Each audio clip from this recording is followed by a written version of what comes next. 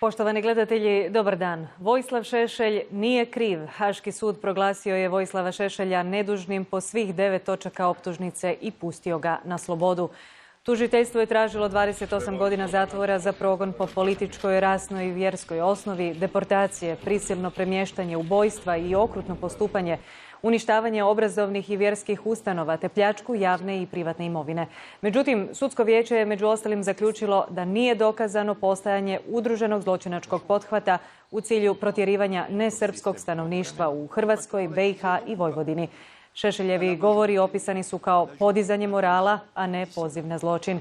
Također, zaključeno je kako Šešelj nije odgovoran za zločine jer nije zapovjedao dragovoljačkim postrojbama, a njihovo formiranje i slanje na teren ne znače da je Šešelj mogao znati kako će se zločini dogoditi.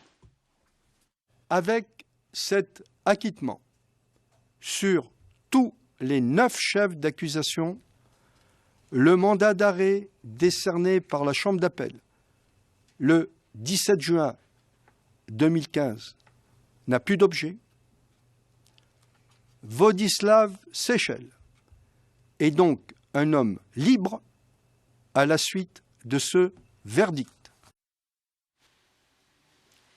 Vojislav Šešelj izricanje presude dočekao je na slobodi u sjedištu Srpske radikalne stranke u Beogradu. U stranačkom se središtu slavilo, a nedugo nakon odluke Haškog suda javnosti se obratio i sam Šešelj. Nastavio je sa svojim ekstremističkim govorima, poručivši kako je ideja Velike Srbije besmrtna, a uputio je i poruku hrvatskom i bosansko-hercegovačkom državnom vrhu.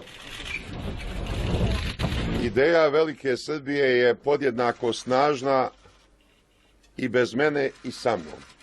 Ja sam tu samo jedan sitni delić doprineo svojim ukupnim političkim i ratnim angažmanom. Ideja Velike Srbije je besmrtna. Uopšte me ne interesuju njihove reakcije. Ako slučajno budu bezobrazniji nego što je podnošljivo, onda će oni morati da strepe od moje reakcije, posebno Hrvati. Videli ste kako im se kost zaglavila u grlu krajem 2014. godine kad su krenuli džonom protiv mene. Odmah sam im promenio kadrovsku strukturu državnog vrha. Najurio i Ivu Josipovića, posle Milanovića, doveo na vlast moju dragu Kolindicu i sad očekujem da me Kolinda pozove u zvaničnu posetu. Imam neka obećanja da ispunim. Odlazimo sada u Beograd gdje sve prati Ivana Petrović. Ivana, presuda Šešelju razumljivo izaziva burne reakcije. Koji su najkontroverzniji naglasci ove presude?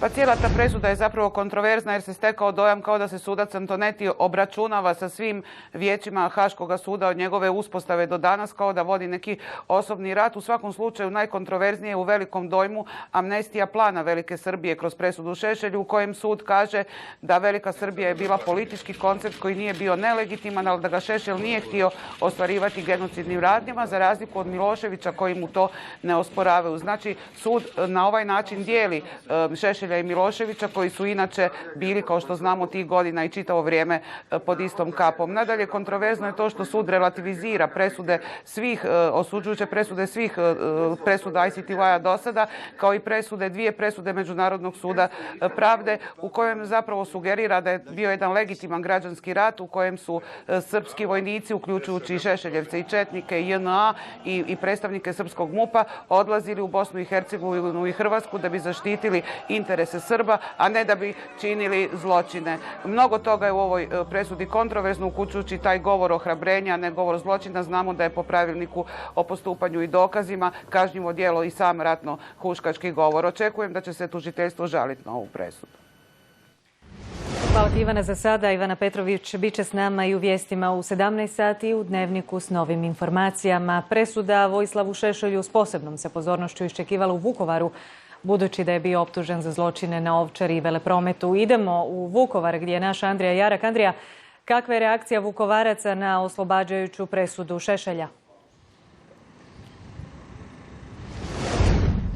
Pa ljudi su tužni, razočarani, pitaju se tko je poubijao nekoliko stotina ljudi i na Veleprometu i Ovčari, isto tako tko je dolazio u slavonska sela, u Voćin, Sotin, Antin, tko je tamo pravio spiskove nepodobnih Hrvata, de facto označavao kuću, proglašavao ih krivim i prijekim sudom, osuđivao na smrt, tko je rasterao desetine tisuća ljudi iz Slavonije. Sve je to radio Vojislav Šešelj sa svojim radikalnim paravojnim četničkim formacijama, međutim, evo danas je oslobođen. U Vukovaru su toliko bijesni da je rijetko teško naći sugovornika koji bi to komentirao. Već su sinoć Vukovarci kazali u našem dnevniku kako su rezignirani, kako ne očekuju presudu. Međutim, nitko, baš nitko nije očekivao da će Šešelj biti oslobođen. Pratio sam izricanje presude u Domu branitelja sa čelnicima stradalničkih udruga. Evo njihovih reakcija.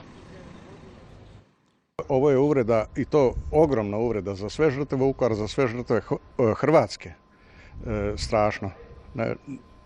Ne znam da li bi plakao ili bio nesretan stalno. On je bio taj koji je javno govorio da Vukovar treba jednostavno sravniti sa zemljom i očistiti od Hrvata. I zato mi je ta presuda jako teško pala i osjećam se poniženo kao ranitelj. Ja nisam mogao, ne mogu da vjerujem, ni sad ne mogu doći sebi. Da je to oslobađajuća presuda, za ta sva zlodjela koje je on napravio i njegovi sljedbenici, njegovi pripadnici paravojske, kroz Bosnu, kroz Hrvatsku, šta su napravili, poubijali civile, silovali žene, šta nisu radili. Pa to je katastrofa. Institucije Hrvatske države nisu dali svoj dio posla, da su poslali bilo kakav prijavak vezano za koje zločine on napravio ili njegove jedinice koje su napravile na ovim prostorima, da bi to bilo drugačija presuda.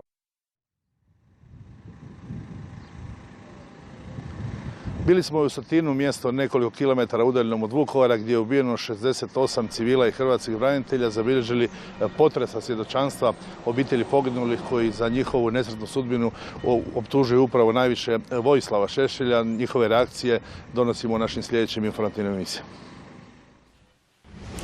Upravo tako, hvala ti Andrija, uključit ćemo te još i u našim idućim informativnim emisijama, a oslobađajuća presuda Šešelju je sramotna i nepravedna. Reakcija Hrvatskog državnog vrha.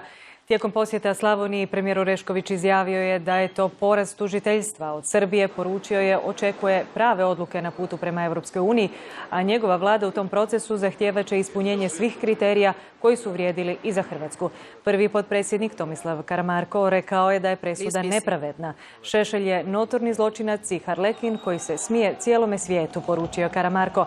A evo što su još o presudi rekli premijer i vukovarski gradonačelnik. Ova presuda je sramotna, ja bih rekao. Za Haški sud je poraz Haškog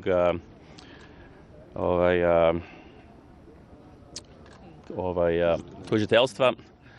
Čovjek koji svi znamo, koji evo danas sam tu u Vukovaru, koji je zlo učinio i koji nije malo pokazao kajanje, ni onda, ni danas. Tragedija se pretvorila u tragikomediju. Tako bi komentirao, znači zanemarimo gospodina Šešelja. Ovo je trebala biti presuda velikosrpskoj politici. Završila je kako je završila.